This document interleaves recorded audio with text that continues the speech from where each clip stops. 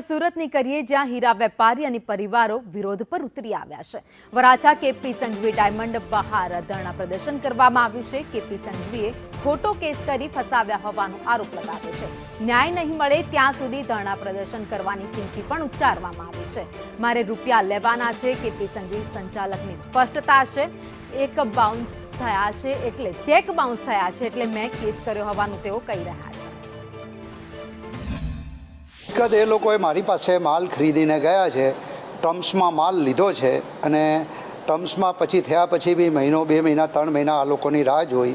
પછી આ લોકો કે બેંકરપ્ટ કે અમે થઈ ગયા, મારી પાસે કંઈ નથી અને છેલ્લે આ લોકો પૈસા આપવાની ના પાડે, પણ હકીકતમાં બધા પાસે કંઈક ને કંઈક છે। ઘરો લઈને બેઠા છે, આ લઈને ખેતરો લઈને બેઠા છે અને કોઈને કંઈ આપવું નથી અને બધું દબાવી દેવું છે। અને મેં case officially check bounce case advance check આપેલો હતો, એ એડવાન્સ ચેક મેં બેંકમાં નાખ્યો, પછી લીગલી એ લોકો ઉપર કેસ કર્યો છે અને એ કેસ કોર્ટમાં ચાલી રહ્યો છે। હવે જે કોર્ટ ચુકાદો આપશે એ બંને પક્ષે માનવાનો રહેશે। સુરતના વરાછા ખાતે આવેલી કેપી સંઘવી ડાયમંડ બહાર વેપારીઓ છે તે અત્યારે વિરોધ પ્રદર્શન અને ધરણા પર બેસી ગયા છે। જોઈ શકાય છે કે મોટી સંખ્યામાં આ જે લોકો છે તે અત્યારે ધરણા પર બેસી ગયા છે। કેપી સંઘવીના માલિકે આ તમામ લોકો વિરુદ્ધમાં કેસ કર્યો હતો। તેમનું જણાવવાનું છે કે ખોટી રીતના તેમના પર કેસ કરવામાં આવ્યો છે। ત્યારે લોકો સાથે જાણવાના પ્રયાસો કરીશું। બેન, કેમ તમે ધરણા પર અત્યારે બહાર બેઠા છો? બસ અમારે ન્યાય જોતો છે એટલે બહાર બેઠા છીએ।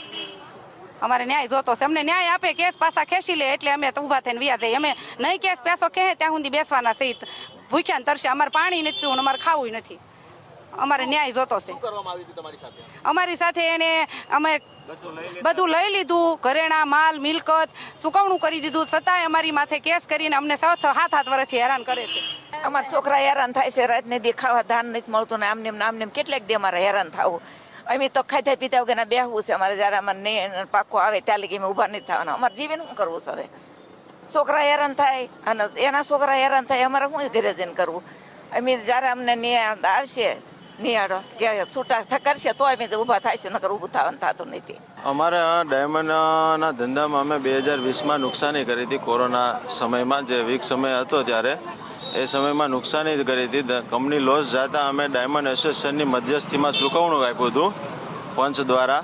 જે તે સમયે ચૂકવણું એણે સ્વીકારી લીધું હતું કેપી સંઘવીના માલિકે અને સમાધાન થઈ ગયું, બધું ઓકે થઈ ગયું। પછી અમારા સિક્યુરિટી પેટે એની પાસે ચેક પડ્યા હતા, સાઇન કરેલા બ્લાઇન્ક ચેક, તો એનો દુરુપયોગ કર્યો છે કે 4 મહિના વર્ષ દિવસ, કોઈને 2 વર્ષ પછી પાછળથી કેસ કર્યા। અમારો જ્યાં સુધી નિર્ણય ન આવે, બધા અગ્રણીઓ ધારાસભ્યો કે ડાયમંડ એસોસિએશન જ્યાં સુધી અમારી પાસે અહીંયા નહીં આવે, કેપી સંઘવી અમારે ડાયમંડ એસોસિએશનમાં નહીં આવે અમારી સાથે મિટિંગ કરવા, સમજૂતી કરવા, ત્યાં સુધી અમે અહીંથી